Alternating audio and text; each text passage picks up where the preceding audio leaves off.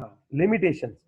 Limitations में पहली ये पढ़ी थी हमने, आप याद करके बताओ चलो क्या था कि WS नहीं आता, से बाकी एक्सप्लेन सब नहीं आता कर है। पाया था डबलेट ट्रिपलेट वाला। Yeah, it was very difficult. Here, emission spectra of hydrogen emission, atomic hydrogen spectra contains lines very closer, very closer lines. Means वो एक दो लाइन एक दूसरे पे ओवरलैप होती है.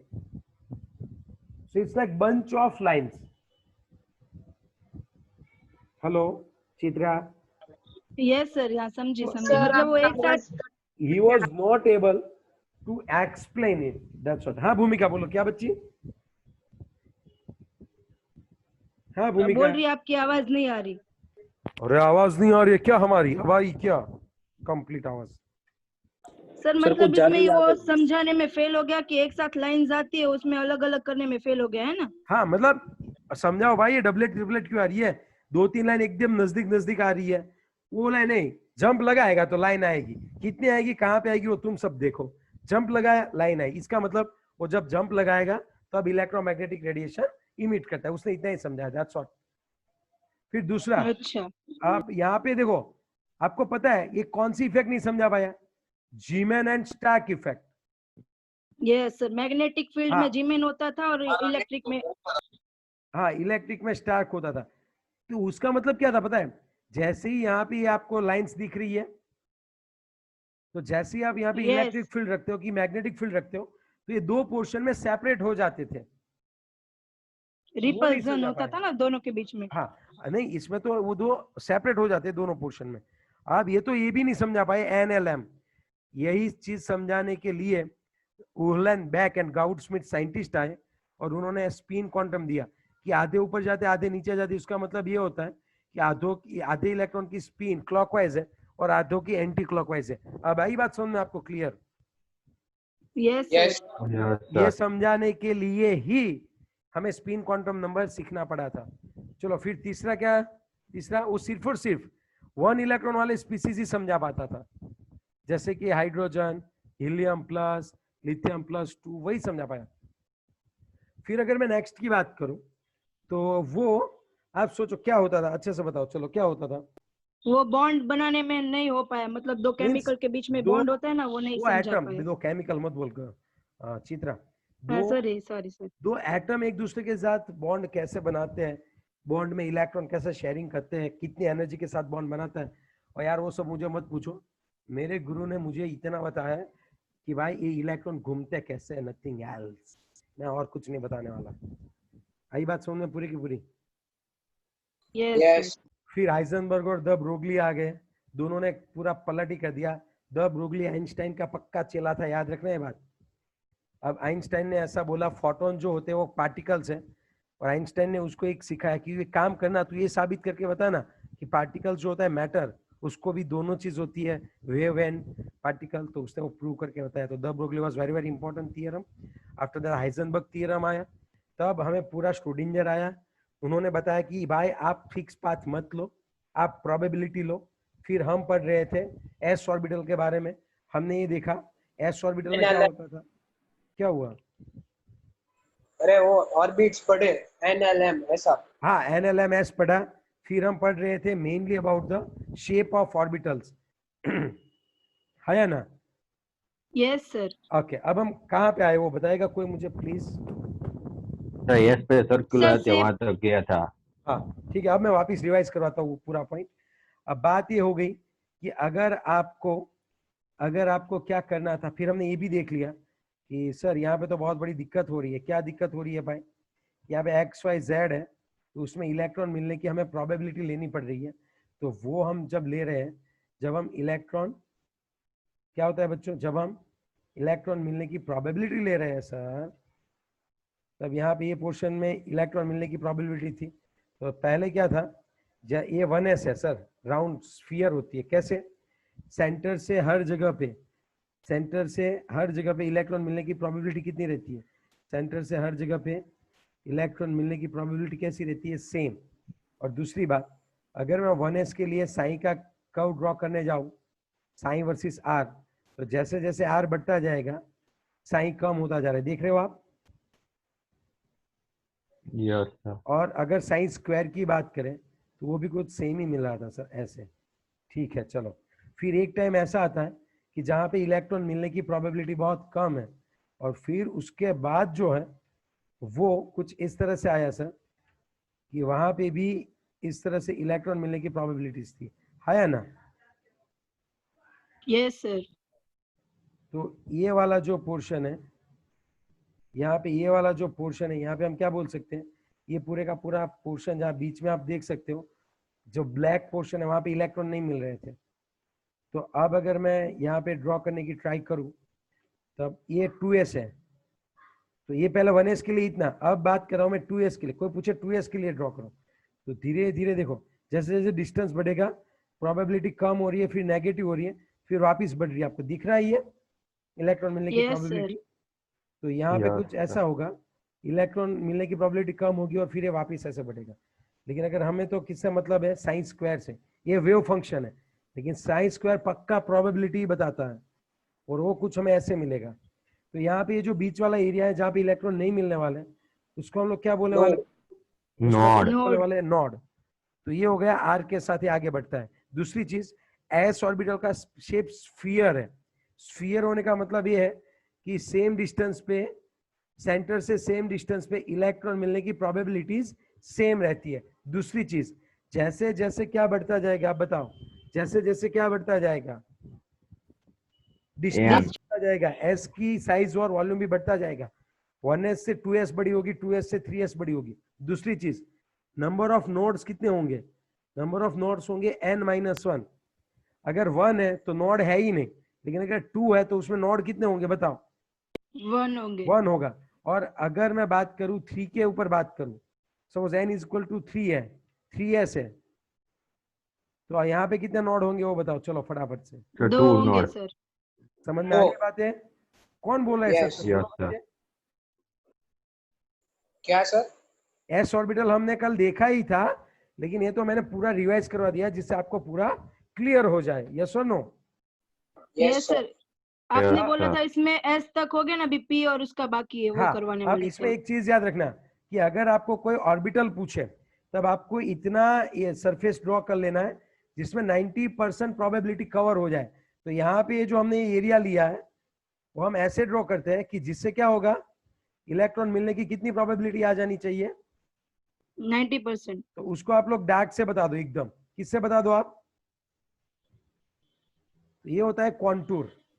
आई बात समझ सर में? ये इसे बोलो तो ये लास्ट जो सुनो, समझा है वो। आपको क्या करना है, अगर कोई पूछे ऑर्बिटल किधर है, तब आपको डार्क लाइन ड्रॉ करके उसको बताना पड़ेगा ये इतनी बाउंड्री में 2s है। आई बात समझ में? मींस वो 2s की कितनी बाउंड्री है? नहीं, ये 3s की ड्रॉ की।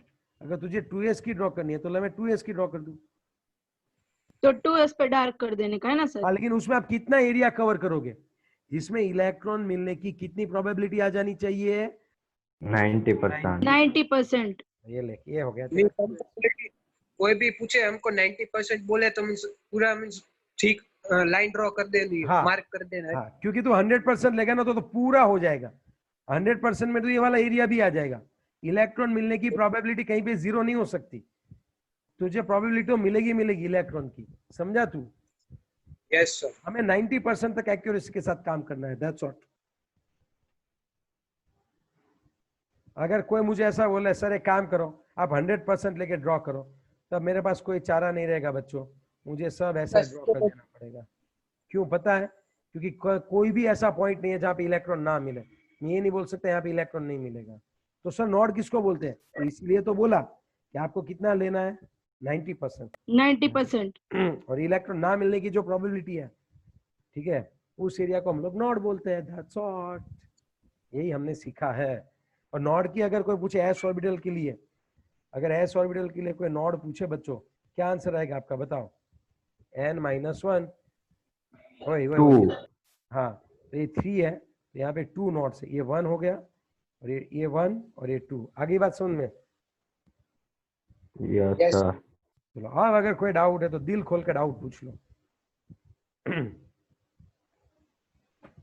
सर ऐसा 100% का पूछते नहीं है ना कि 100% मतलब मिलता ही हो ऐसे वैसा? कोई पूछते ही नहीं है, नहीं। ये जो हाँ, पॉइंट वो क्योंकि एमसीक्यू के लिए है, और पूरा नॉलेज का था, बहुत मस्त है ये, समझिए आप बात। Yes sir. अब मुझे आपसे थोड़ी बहुत एक्सपेक्टेशन है, यहाँ पे जितने भी बच्चे हैं 38 बच्चे, बाकियों को तो हम पे ट्रस्ट नहीं है शायद, लेकिन देखो बच्चों, अगर आप क्लास में बैठे हो तो आपको क्लास नोट बनानी है।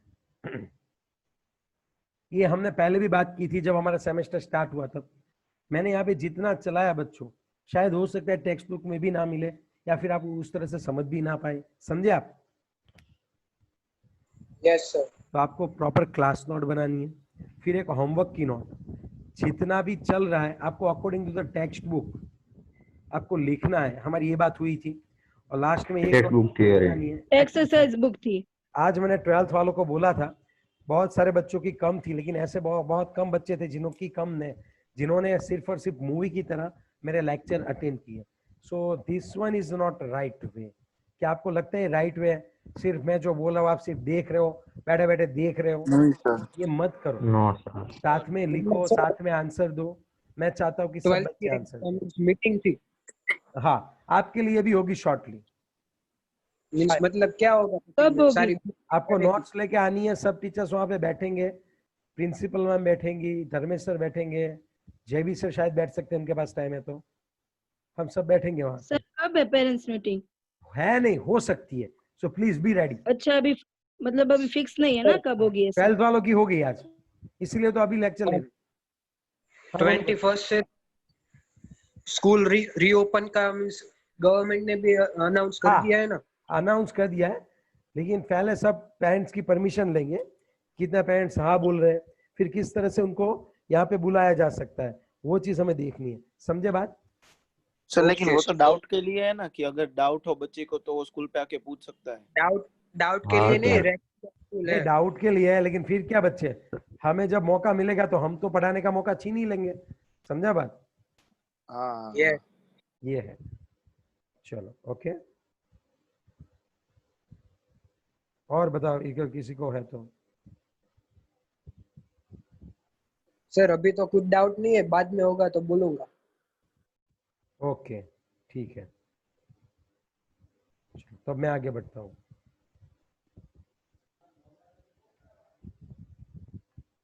आगे बढ़ू? Yes sir. यस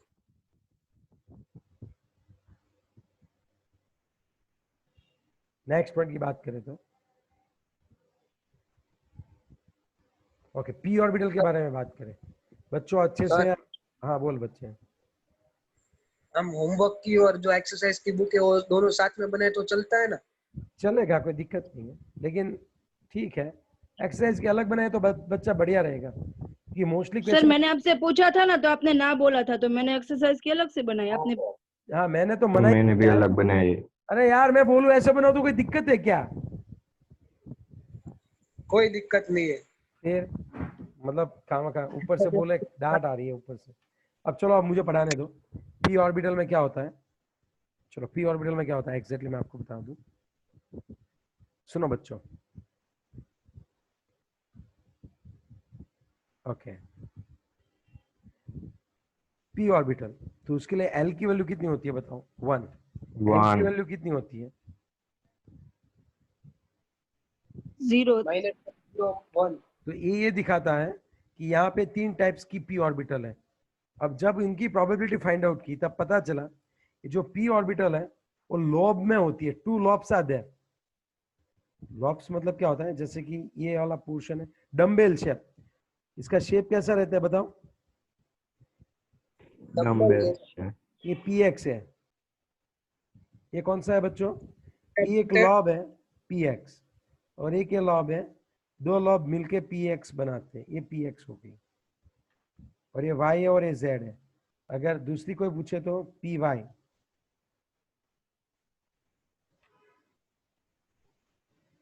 तो वाई ऑर्बिटल पे 2 लॉब्स होते हैं जहां पे इलेक्ट्रॉन मिलने की प्रोबेबिलिटी ज्यादा होती है।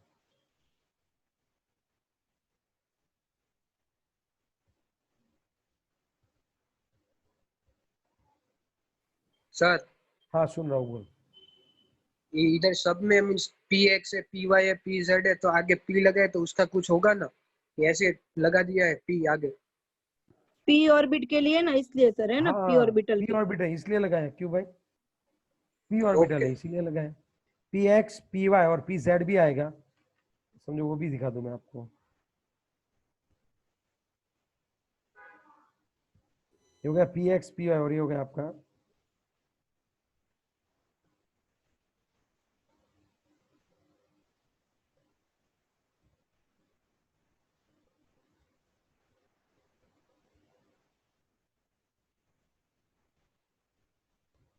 ये तुम्हारा हो जाएगा पी जेड। तो ये पी एक्स, ये पी वाई है और ये पी जेड है, ये तीनों तीन ऑर्बिटल्स है। यस और no? Yes sir. Yes sir. तो अब आप मुझे बताओ कि एग्जैक्टली अब करना क्या है वो बताओ। चलो ये पी एक्स है, ये पी वाई और ये पी जेड है।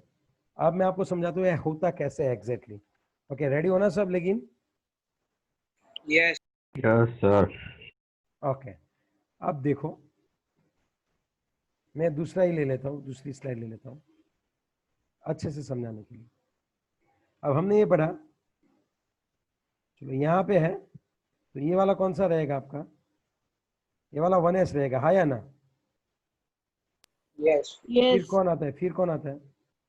2s 2s। अब Yes. समझना, अब समझना अगर आप सोच। अब बारी आएगी 2p की, हाँ या ना? इसकी आया ना? बारी आएगी। 2s 1s 2s, अब 2p की बारी आई। ओके अब 2p हम कैसे यस जोड़ सर। सकते हैं? उसकी इलेक्ट्रॉन मिलने की जो प्रोबेबिलिटी है वो कुछ इस तरह से ज्यादा थी। यहाँ पे px है, सपोज ये py है, अब समझ रहे हो बात, और ये pz है। अब 3D में तो मैं ड्रॉ नहीं कर सकता ना बच्चों, तो कुछ इस तरह से। सपोज मैं आपको एक ही दिखाता हूँ px, मैं आपको कौन दिखाना चाहूंगा? सिर्फ और सिर्फ px। हाँ, तो ये कुछ इस तरह से होती है।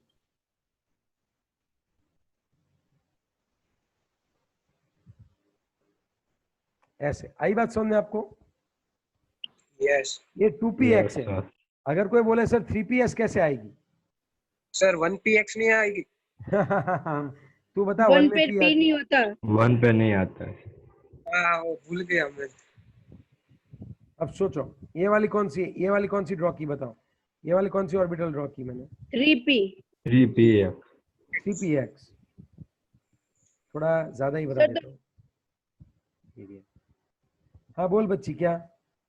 मतलब ऐसे 4px पे इससे भी बड़ा हो जाएगा, मतलब ये रहेगा तो सेम सेंटर से ही है ना, अलग। हाँ हाँ हाँ, अब चित्रा बात समझी, कब से समझा रहा था। चलो बहन, चित्रा तो बहन समझ गई, बाकियों का तो अभी अब समझाऊंगा मैं।